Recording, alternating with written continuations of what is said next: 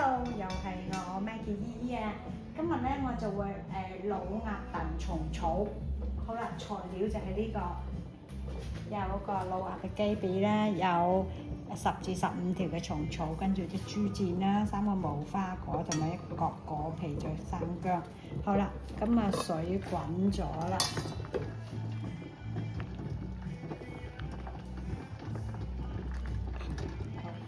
咁我呢度咧就放咗2碗水嘅。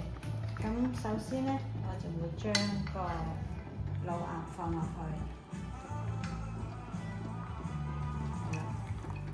呢啲全部材料就拖咗水㗎啦，洗翻乾淨拖水。老鴨去咗皮，咁啊啲豬腱，咁大概豬腱咧，你預佢30零蚊咯，40蚊左右啦，係啦。跟住呢啲都係洗乾淨晒啦。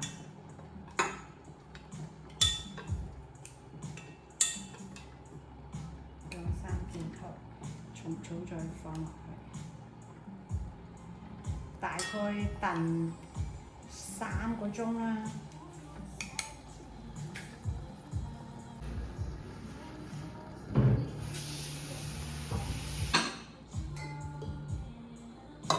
呢個係1至2個人份量。